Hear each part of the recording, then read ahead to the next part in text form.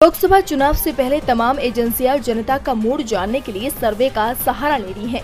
देश की top survey agency centre for the study of developing societies ने एक प्री पोल सर्वे किया।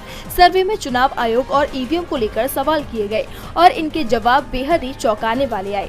ईवीएम को लेकर 17% लोगों ने कहा कि सत्ताधारी दल के इशारे पर इसमें गड़बड़ी की जा सकती है। 28% लोगों ने माना कि कुछ हद तक इसमें गड़बड़ी की जा सकती है।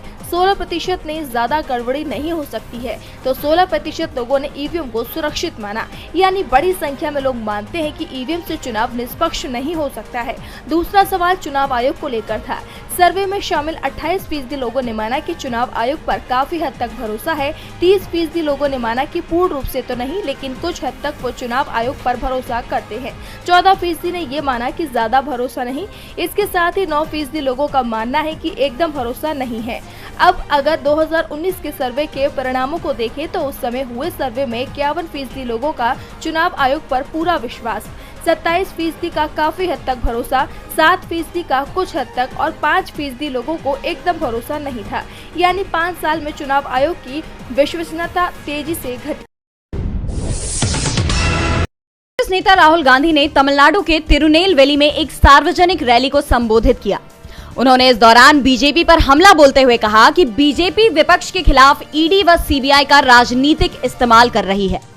चुनाव आयुक्तों को प्रधानमंत्री चुन रहे हैं। चुनाव से 2 महीने पहले कांग्रेस पार्टी के बैंक खाते फ्रीज कर दिए जाते हैं। सीएम गिरफ्तार किए जाते हैं। विपक्षी नेताओं को धमकी दी जाती है। चुनाव प्रचार में विपक्ष के रास्ते में रुकावट डाली जा रही है। इसके साथ ही राहुल गांधी ने कहा कि आज भारत में एक वैचारिक लड़ाई चल रही है। एक तरफ पेरियार के विचार, सामाजिक न्याय, स्वतंत्रता और समानता है, तो वहीं दूसरी ओर नरेंद्र मोदी और उनकी सरकार के विचार हैं। राहुल गांधी ने कहा कि पीएम मोदी कहते हैं कि एक राष्ट्र, एक नेता और एक भाषा। तमिल भाषा किसी भी अन्य भारतीय भाषा से कम नहीं है। इस देश में कई अलग अलग भाषाएं और संस्कृतियां हैं और सभी हमारे लिए समान रूप से महत्वपूर्ण है। उन्होंने आगे कहा कि मुझे तमिलनाडु आना बहुत पसंद है और मैं यहाँ के लोगों से प्यार करता हूँ। मेरे लिए तमिलनाडु के लोग, इसकी संस्कृति, इतिहास और भाषा सबसे बड़े शिक्षक हैं।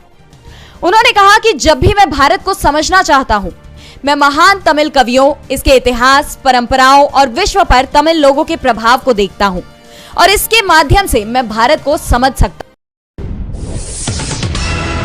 तमिलनाडु में पीएम मोदी की रैली के बाद से डीएमके और बीजेपी के बीच बयानबाजी का सिलसिला बढ़ गया है।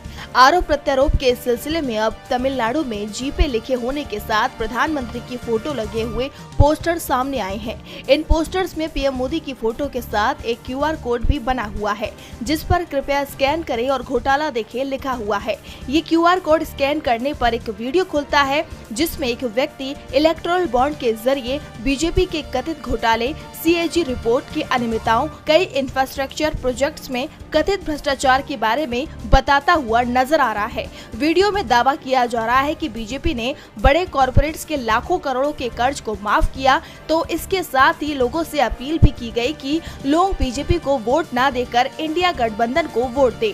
दावा ये भी किया जा रहा है कि ये पोस्टर डीएमके कार्यकर्ताओं ने लगवाए हैं। हालांकि पार्टी की तरफ से अब तक इस पर कोई पुष्टि नहीं की गई है। आपको बता दें कि बुधवार को पीएम मोदी ने तमिलनाडु के वेल्लोर में रैली की। यहाँ पर अपने संबोधन के दौरान उन्होंने डीएमके पर हमला बोलते हुए कहा कि डीएमके के पास करप्शन का कॉपीराइट है, जिसके बाद से दोनों दलों के बीच राजनीतिक बयानबाजी काफी तेज हो गई है और अब ये पोस्टर सामने आए हैं। अब इनमें कितनी सच्चाई है, ये देखने वाली